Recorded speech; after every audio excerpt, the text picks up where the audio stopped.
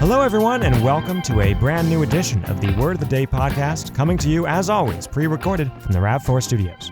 My name is Jamie Silva, I am your host, and I stand ready to pleasantly explain another useful word. But first, please allow me to introduce to you yet another talented voice actor, Connor. Connor, thanks so much for being here. Thanks, Jamie. I'm a big fan of the show. Excited to be here. That's great to hear, Connor, and I imagine it must be especially exciting for you because it's your first time on a real, live, authentic podcast.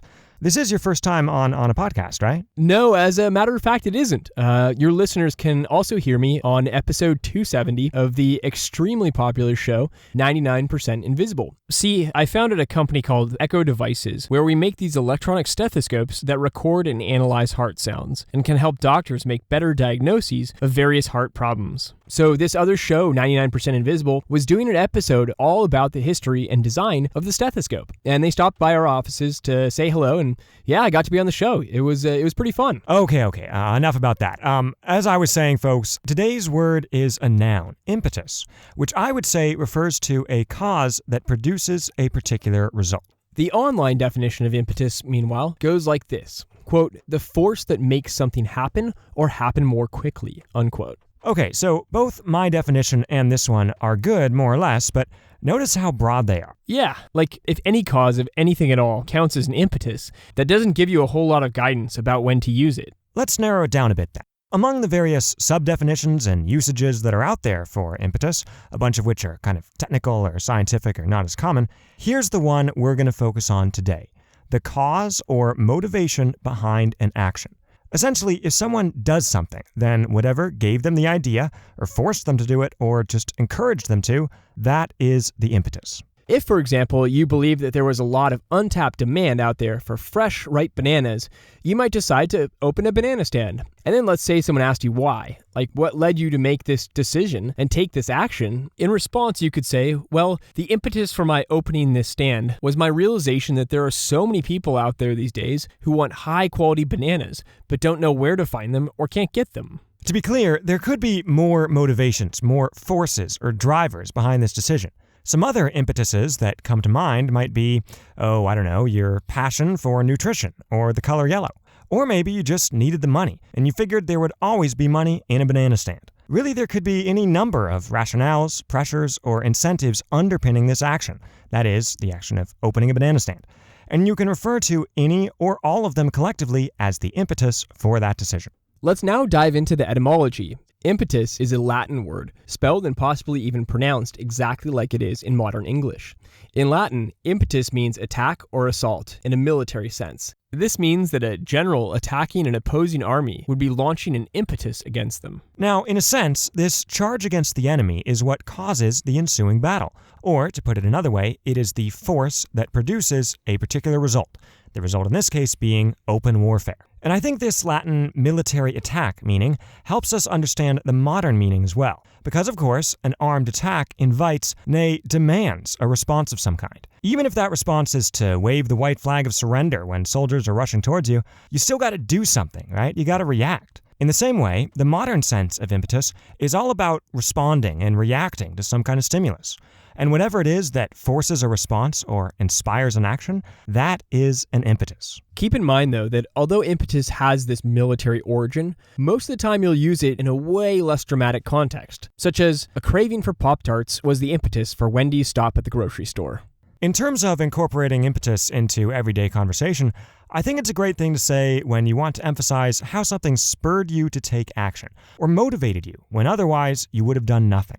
New Year's, for example, provides many people with the impetus they need to make some resolutions about how to be a better person, eat better, go to the gym more, write better limericks, whatever the case may be. One other important usage note here. Impetus can apply not just to people, but to abstract events or occurrences as well. So, for example, you could say the twin impetuses behind victory gardens during both world wars were, first, the need to conserve the food supply for the soldiers, and second, to give the folks on the home front a tangible and morale-boosting way to contribute to the war effort. An excellent point. But nonetheless, explaining why people do things, not just why things happen in general, is so central to this word's usage nowadays. I think getting acquainted with just that sense, the people sense, and why they do things, is enough for one episode. To do so, let's get a few more examples of how to use impetus in everyday conversation or writing. Example number 1. The scent of waffles emanating from the kitchen provided all the impetus Jerome needed to leap out of bed and start getting dressed. Example number 2. The impetus for Carly's decision to learn how to speed read was the recent publication of a hefty 7-volume series on how to make your own cheese that she really wanted to finish before her cousins, who ran a dairy farm, came into town to visit next week. They would be so impressed, Carly figured, by her ability to hold forth on the proper consistency of a perfect camembert. Alrighty then, with today's word out of the way, it is now time for another edition of our ever-popular segment, Sayings No One Says, in which we take a look at things people say and ask why. And also, we look at things they don't say and ask why not. The phrase we're going to explore today is a small token of our appreciation. This is what you say when presenting someone with a small award, like maybe a gift card, as a way to say thank you after they've done something so huge, so important that you can't possibly repay them. So, naturally, you don't even try to repay them, or at least not in a way that fully rewards them for their great deed. I mean, why try? It'd be impossible. So instead, you simply give them, again, a small token of your appreciation. This sort of thing is especially common in corporate settings, where maybe the salesman of the month gets a small Salesman of the Month plaque, or a nice watch at retirement in recognition of his or her years of dedicated service to the firm, something like that. Now, I could imagine a couple different variations of this saying. First, what about a large token of our appreciation? Like, why must the token always be so small? Maybe, I don't know, give them something a little bit nicer, a bit more expensive. If taken too far, though, giving people large tokens of your appreciation could be counterproductive. Like if someone raised $1 million for a charity, and rather than give them like a commemorative pin as a small token of their appreciation, the charity just up and wrote them a check for $500,000.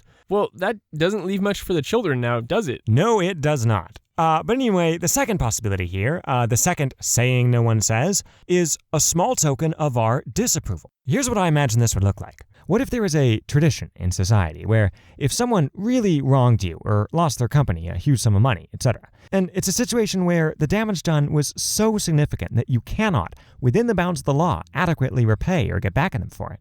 Instead, you could simply present them with a small token of your disapproval. This would perhaps be one of those packs of gum that shocks people when they try to take a piece. Maybe a rotten vegetable, a quick kick in the shins, something like that. Something that says, I disapprove of you very strongly, and this here is just my own small and humble way of expressing that. This is tangentially related to the story behind the idea of a white elephant, which many people know about indirectly through white elephant parties, which often happen around Christmas time.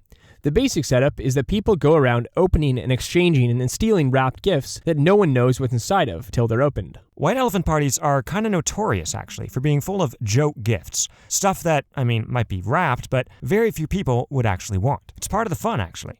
And that chance that you might get a useless or awkward or burdensome gift is actually why they're called white elephant parties. Legend has it that in olden times, kings in the land of Siam would present a white elephant to certain people, supposedly as a gift, and a very special one at that, because white, aka albino elephants, were quite rare and very expensive. Sounds like a real honor, right? But there was a catch. If any of you have ever owned a pet, and especially if that pet was an elephant, then you know that it brings some major inconveniences. And I'm not just talking about the hassle of finding someone to elephant sit for you when you leave town.